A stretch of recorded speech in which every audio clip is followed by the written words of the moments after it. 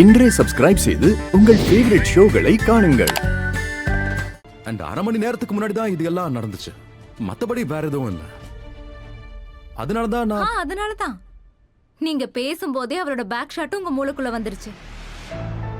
இதுக்கு என்ன அர்த்தம்? நீங்க என்கிட்ட பேச ஆரம்பிச்ச நாள்ல இருந்து உங்க கண்ணுல ராதிகாவோட முகம் மட்டும் தான் இருக்கு. நீங்க அவத ரிவைண்ட் பண்ணி முகத்தை பார்க்கணும்னு நினைக்கிறீங்க இல்ல?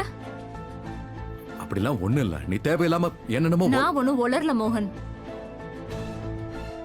உங்களுக்கு நம்பிக்கை இல்ல? இன்னும் ப்ரூஃப் வேணா வாங்க. என்னாச்சு நான் காட்டுறேன் உங்களுக்கு.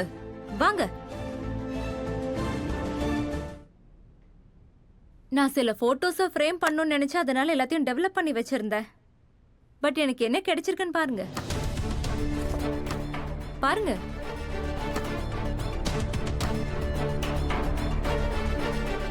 இந்த போட்டோஸ்ல உங்களுக்கு என்ன தெரியுது?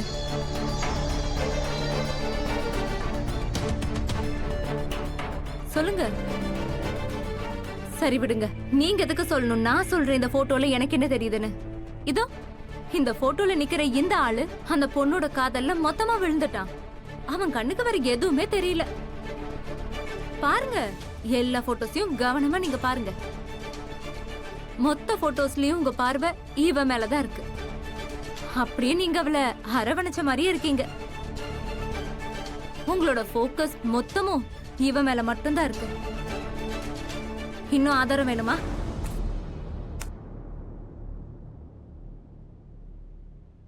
இந்த வீடியோ பாருங்க.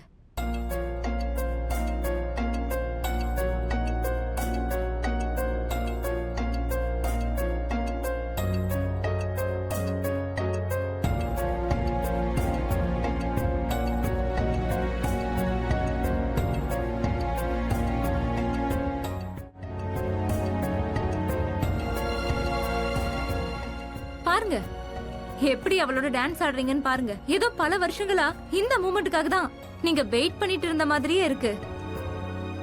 அந்த மூமெண்ட் முடியவே கூடாதுங்கிற உணர்வு தெரியுது. இன்ஃபேக்ட் இந்த வீடியோ பார்க்கும்போது அப்பட்டமா தெரியுது. இந்த ராதிகா இன்னொருத்தரோட மனைவி இல்ல, உங்க மனைவி மாதிரி இருக்கா.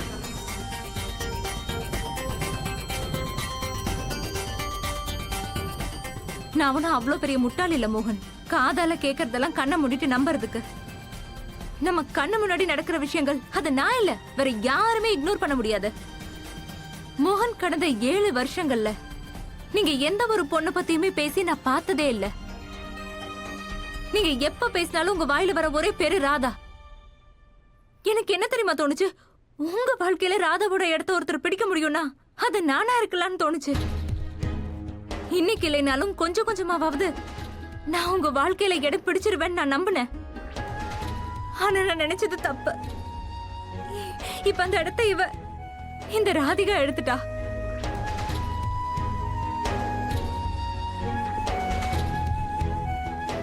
மோகன், நாம நம்ம வாழ்க்கையில எல்லாத்தையுமே கண்ட்ரோல் பண்ணிடலாம். ஆனா ஒரு விஷயம் இருக்கு, அத நம்ம யாராலையும் கண்ட்ரோல் பண்ண முடியாது. யார் யாருக்காக எப்படி ஃபீல் பண்றாங்கங்கிறது. இந்த ஃபீலிங்ஸ்ங்கிற விஷயத்தை மட்டும் எப்பவுமே யாராலையும் கண்ட்ரோல் பண்ண முடியாது. நீங்க யாருக்காக எப்படி ஃபீல் பண்றீங்கங்கிறது என்னால மாத்த முடியாது. அதே மாதிரி என் காதல் உங்க மேல இருந்து நீக்கவும் முடியாது. நான் ராதா கிடையாதுன்னு எனக்கு நல்லா தெரியும். நான் மீரா.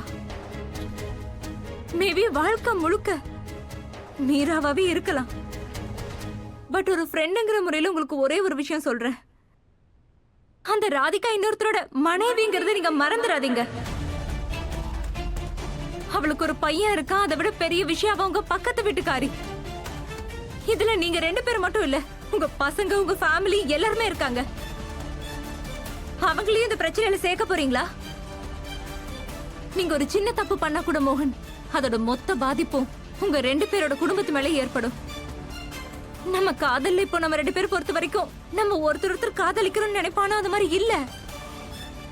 காதல் 2 பேரை மட்டும் சேர்க்கிறது இல்ல, 2 குடும்பத்தை முழுசா இணைக்கிற விஷயம். ஒருவேளை அந்த காதல்ல ஒருத்தருக்கு விருப்பம் இல்லைன்னா கூட அந்த காதல் 2 குடும்பத்தையும் மொத்தமா உடைச்சிரும்.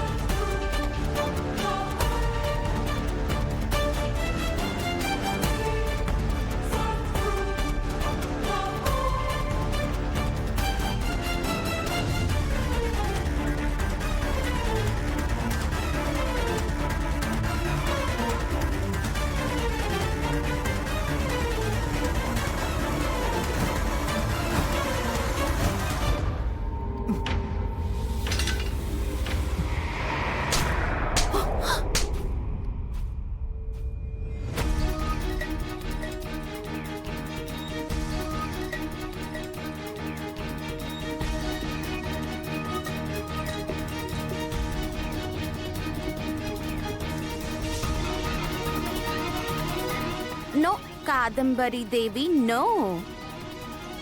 இந்த தடவை இந்த தப்ப பண்ணாத. ஏன்னா நான் பழைய ராதா கிடையாது. எப்ப வேணும்னாலும் உன் இஷ்டத்துக்கு முதுகுல வந்து குத்துறதுக்கு. ஐ எம் ராதிகா கோலி. இப்ப எனக்கு 2 கண்ணு இல்ல, 4 கண்ணு இருக்கு. அதுவும் உன்ன மாதிரி கேவலமான ஆட்கள் எல்லாம் கண்ணை மூடிக்கிட்டு கூட நான் கண்டுபிடிச்சிருவேன். I knew it.